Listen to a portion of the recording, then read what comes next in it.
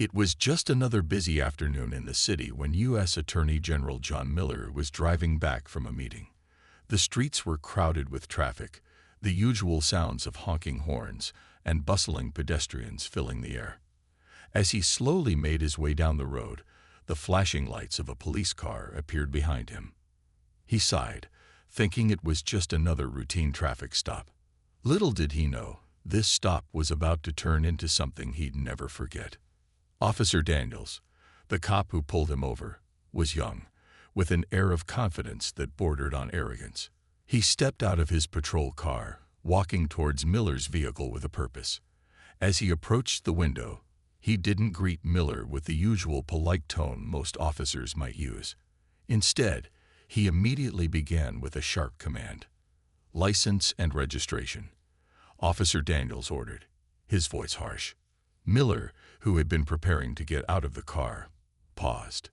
He wasn't used to this tone, especially from someone who didn't know who he was. Keeping his composure, Miller handed over his documents. He was polite, hoping to make the situation smooth. But Officer Daniels didn't seem interested in keeping things easy. "You were speeding," Daniels said, his eyes scanning Miller's face for a reaction. "Do you know how fast you were going?" Miller frowned slightly, thinking that was an odd question. He hadn't been speeding, and the speed limits had been clear. Still, he decided to play along. "I don't believe I was speeding, officer. Are you trying to argue with me?" Daniels shot back, his tone growing more aggressive. "I don't have time for that. Step out of the vehicle." Miller's eyes widened. This was unusual. Police officers generally didn't ask people to step out of their cars for a minor speeding ticket, but Miller remained calm, deciding not to escalate things further. He was a public servant himself and knew how to handle tense situations. "I'm happy to cooperate, but may I ask why I need to get out of the car?" Miller replied, his voice steady. "Because I said so," Daniels barked, his hand resting on his holstered gun. The officer's demeanor had shifted from simple irritation to full-on intimidation. It was clear he was relishing the power he had in this moment, not realizing who he was dealing with. Miller glanced at the officer's hand on the gun. He felt a wave of disbelief wash over him. This wasn't just a routine traffic stop. The officer wasn't just doing his job. He was making a point. And Miller, though upset by the treatment, chose not to react impulsively. He knew there was a bigger picture to consider. "Listen, I understand you have a job to do," Miller said, trying to calm the situation. "But pointing a weapon at me is unnecessary." Officer Daniels, however, was too caught up in his authority to listen. His eyes hardened, and before Miller could respond, the officer pulled out his gun and aimed it directly at him. The shock of the situation was overwhelming. Miller's heart raced, but he kept his face neutral, not giving the officer the satisfaction of seeing him flinch. Despite the danger of the moment, he knew he had to stay calm and not make the situation worse. "Get out of the car now," Daniels yelled, his voice shaking with aggression. Miller remained seated, his mind racing. What had started as a simple traffic stop had turned into something much more. But he wasn't going to let the officer provoke him into making a mistake. He knew something had to give soon. He just wasn't sure how or when. The tension between U.S. Attorney General John Miller and Officer Daniels was unbearable. With the officer's gun pointed directly at him, Miller felt a mix of shock and frustration. He had never imagined something like this would happen, especially not with someone in his position. The officer, who had started with petty accusations about speeding, now seemed determined to escalate the situation even further. Miller, however, didn't allow himself to panic. Instead, he tried to remain calm, knowing that the situation could get dangerous if he didn't keep his composure. "Please, put the gun down," Miller said, his voice steady but firm. "There's no need for this." But Daniels wasn't listening. He took another step forward, his eyes cold and filled with arrogance. "I said get out of the car now." Miller took a slow breath. He could feel the weight of the gun aimed at him. And though he wasn't afraid for his life, He knew this was not a situation that could be solved with anger. He had to stay calm, no matter how out of line the officer was. At the same time, he was shocked by how quickly things had escalated. He had been pulled over for a simple traffic violation, yet here he was, being threatened by an officer with a weapon. "Look, I'm happy to cooperate," Miller said, trying to reason with the officer. "But pointing a gun at me is not the right way to handle this." Daniels ignored him, his finger twitching toward the trigger. The air between them felt thick with hostility. As much as Miller wanted to explain who he was and defuse the situation, he knew that revealing his identity might only make things worse at this point. Instead, he took a deep breath and raised his hands, trying to show that he wasn't a threat. He didn't want to make the officer think he was reaching for anything. "I'm not a threat," Miller continued, his voice calm. "Please, just let me explain." But Daniels was having none of it.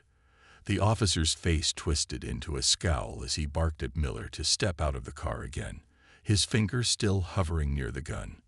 Miller knew that if he didn't do something soon, this could escalate even further. He couldn't let himself get caught in a dangerous back and forth with an officer who seemed too eager to prove a point. Slowly, carefully, he opened the door, raising his hands above his head in a clear gesture of compliance.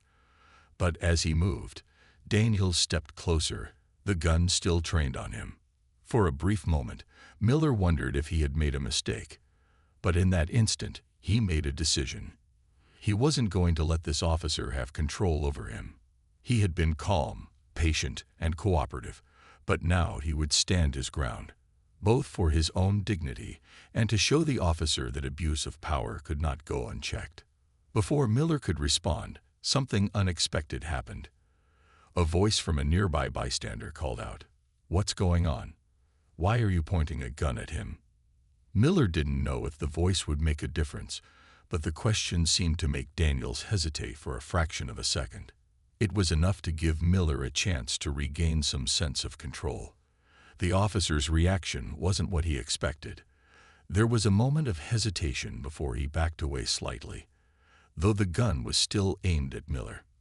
"Get back in the car," Daniels snapped at the bystander, now losing some of the aggression he had shown earlier. Miller could tell the officer's confidence was wavering. The standoff had reached a tipping point, but something had shifted, and in that brief pause, Miller knew that whatever happened next, he had to be ready. As the seconds stretched on, Miller could feel the weight of the situation pressing on him.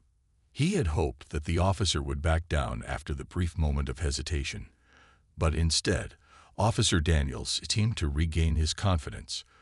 The gun was still pointed at Miller, and the officer's expression remained cold and unyielding.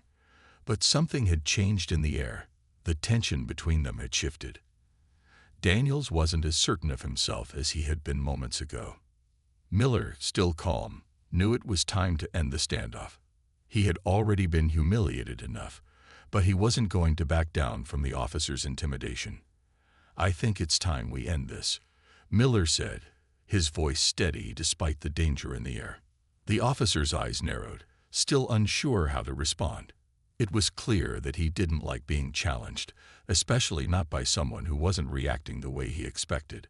But Miller wasn't interested in playing games. He wasn't going to allow this officer to continue acting out of control. "Do you know who I am?" Miller asked, his words deliberate and calm. He watched the officer's reaction carefully. "I'm the U.S. Attorney General. This behavior is unacceptable." For a moment, Officer Daniels froze. His eyes widened, and for the first time, Miller could see a flicker of doubt in his expression.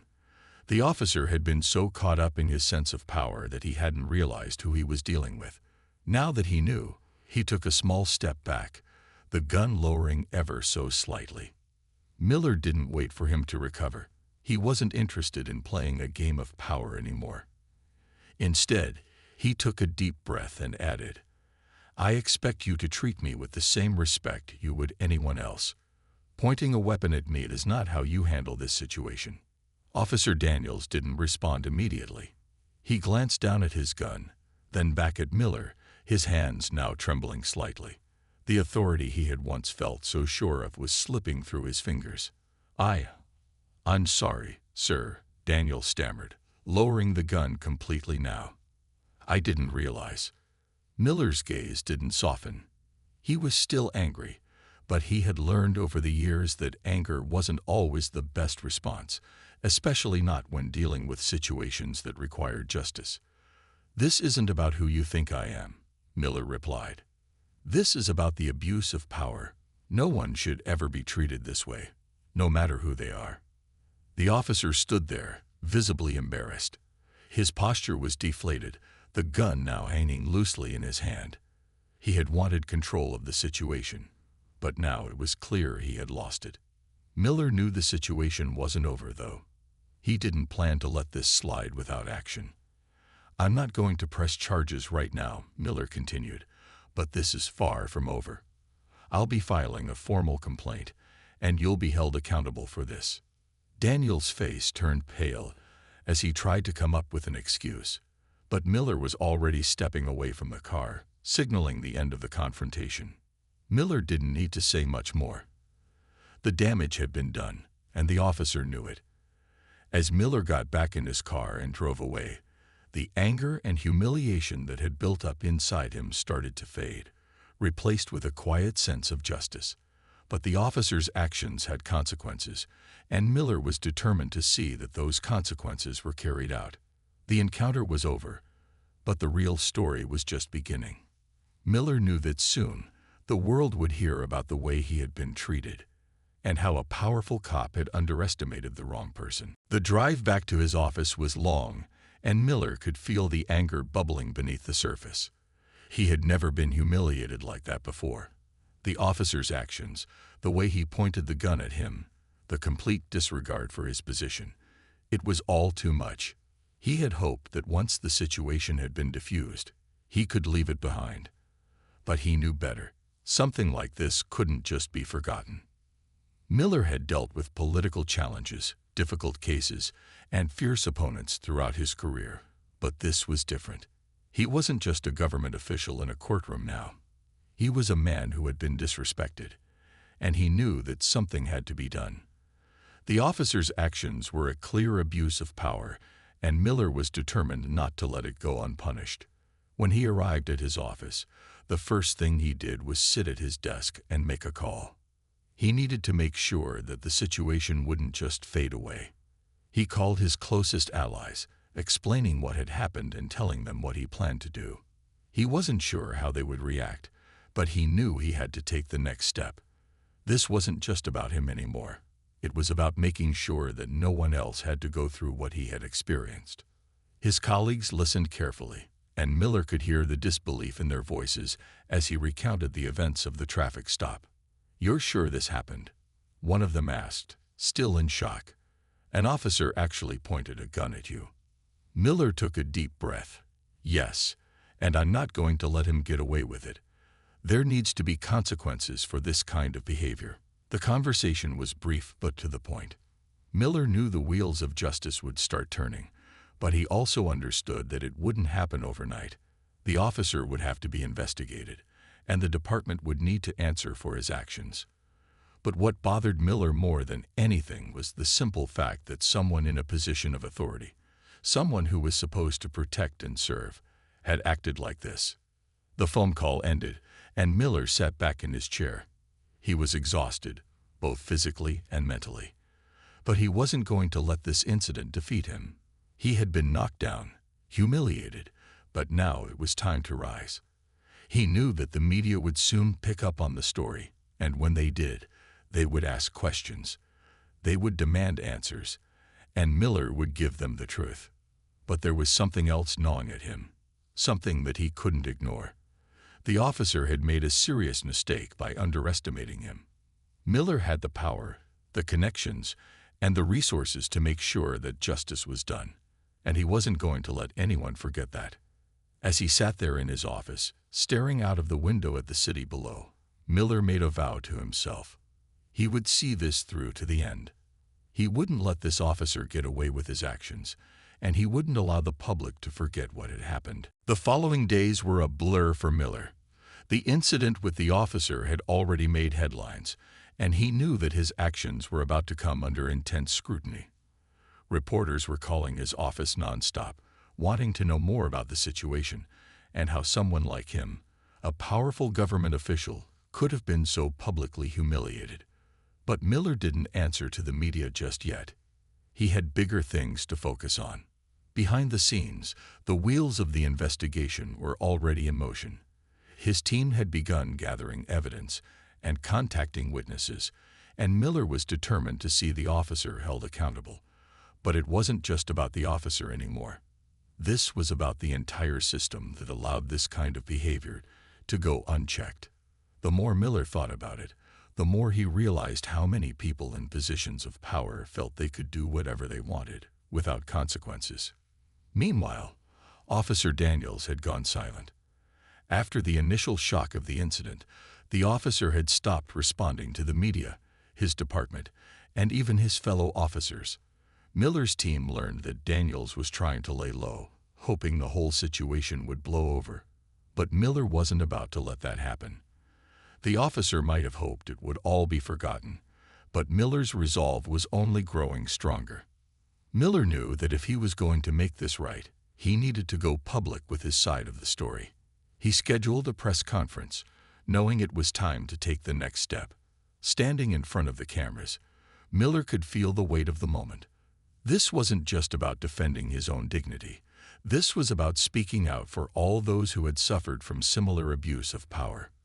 "I've been asked why I'm making such a big deal out of this," Miller began, addressing the crowd of reporters. "And to that, I have one simple answer: because it matters.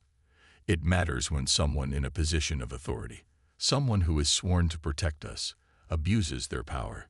It matters when people like Officer Daniels think they can act with impunity and threaten someone's life. It matters because it shows us how much work still needs to be done." The room was silent as he spoke. Miller could feel the eyes of the media on him, the pressure of the moment pushing him to say something that would make a difference. This wasn't just about revenge or settling a personal score. This was about standing up for what was right. He continued, his voice strong and unwavering. "I know that the officer involved will have his day in court, but this isn't just about him. This is about all of us. We cannot allow this kind of behavior to become the norm. We cannot let power corrupt and control our lives." The reporters were all scribbling notes, their cameras clicking as Miller spoke. He could see that they were engaged, that they were listening. It was working. The story was getting out, and the public was starting to take notice. But there was still more work to be done. The officer would eventually have to face the consequences of his actions, but Miller knew that this was just the beginning of a much larger conversation. The aftermath of Miller's press conference rippled through the media. News outlets across the country were covering the story, and people were talking about it everywhere. For the first time in his life, Miller found himself the center of a public debate, some supporting him, others questioning his actions. But despite the mixed reactions, he felt more resolute than ever. The officer's behavior had sparked something in him that couldn't be ignored. Behind the scenes, the investigation into Officer Daniels was intensifying. The department had initially tried to downplay the situation, claiming it was an isolated incident. But as evidence piled up, it became clear that Daniels had a history of abusive behavior. He wasn't just a rogue officer. He was part of a larger pattern of misconduct that stretched across his career. And this wasn't just about one man. It was about a broken system. Miller was briefed on the latest findings by his team. They had discovered that Daniels had been involved in several previous complaints, but each time, the department had protected him. The system had failed to hold him accountable, and it was no surprise that he felt invincible that day, pointing a gun at Miller without a second thought. But now the system was beginning to crumble under the weight of its own corruption. "We have to keep pushing," Miller said, determination in his voice. "We can't let this die down. This is bigger than just him. It's about fixing the whole system." He wasn't interested in just taking down one officer. He wanted to change how things worked so that this wouldn't happen to anyone else. But even as the investigation gained momentum, Miller knew there were obstacles ahead. Some people, especially those in power, didn't want things to change. They would try to protect Daniels, cover up his actions, and dismiss the seriousness of the situation. Miller had seen this kind of resistance before. He wasn't naive enough to believe it would be easy.